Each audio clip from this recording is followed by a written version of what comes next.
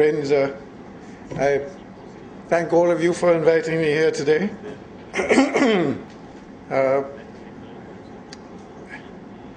I will not be able to speak to you about the nitty-gritty about which you've been discussing these last few days. I'll make a few broad brushes and I'll indicate a few trends as I see them. Now, first and foremost, I want to put this RTI thing in context. The Constitution says all power derives from the people. Yet the RTI Act represents the climax of public frustration with people-unfriendly governance. This is because real power, as distinguished from notional power, has never been with the people. In a sense, democracy is a fraud which has been perpetrated on the people. As it has evolved, human society has exhibited a variety of patterns in the disposal of power. A feudal dispensation involved the sharing of power between the king and the nobility, the one being a primus inter pares among the many, the point established by the Magna Carta in British history. In a bourgeois monarchy, power was distributed between the king and businessmen. The feudal classes clutching on to a vanishing rump of ancient privileges. And the new bureaucracy, judiciary and armed forces needed to support the structure of the nation state, taking the crusts from the table.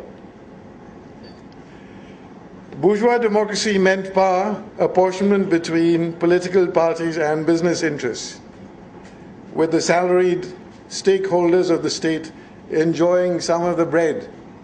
Previously they had only the crust, now they're enjoying the bread. For the first time in history, all conflicts of interest among the ruling classes disappear with the advent of neoliberalism.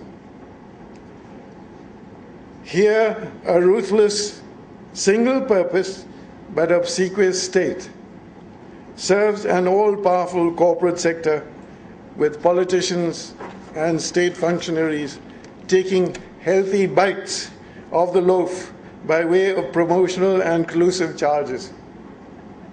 First you get the crust, then you get a bit of the bread, now you're taking big pieces of the bread.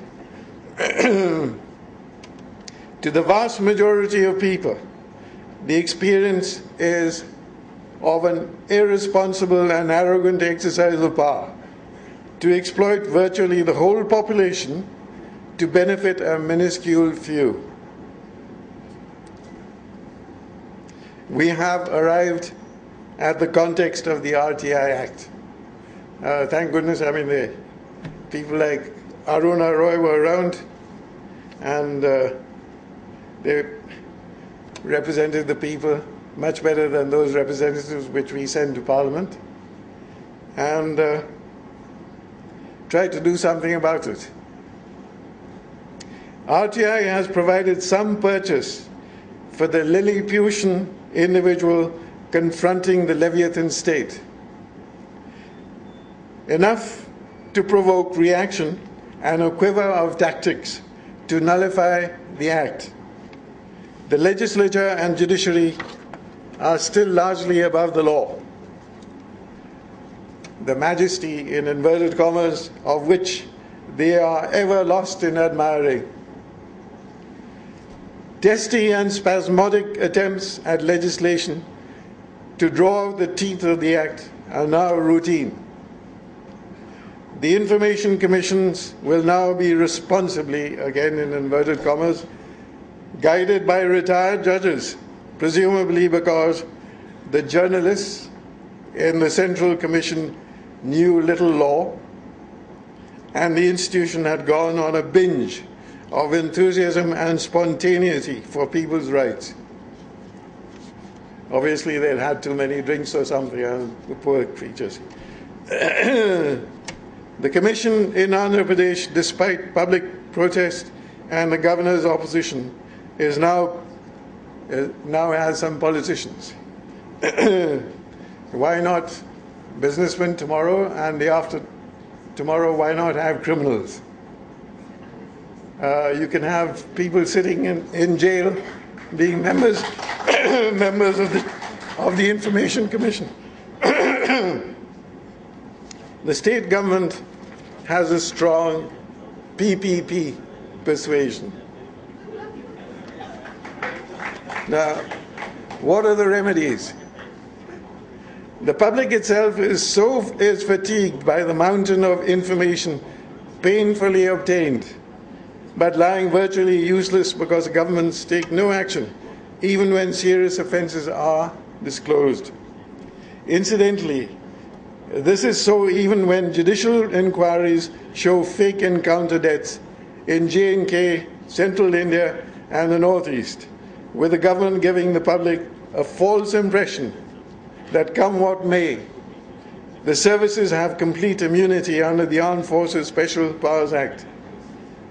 But for this act, the RTI Act would have been very useful in uncovering fake encounters. The alternative of going to court has obvious limitations. What do we do next? And yet the present demands that we also move on. And from my point of view, this is the most important part. And get the Act reoriented to handle the principal foe and repository of power today, the corporate sector. I know the corporate sector is also included in the Act, but together with what? With trade unions and panchayats and all that. It doesn't belong to that group. It is now above the government. In fact, the government polishes the shoes of the corporate sector. So it is the corporate sector which has to be targeted. And therefore the Act needs some modification.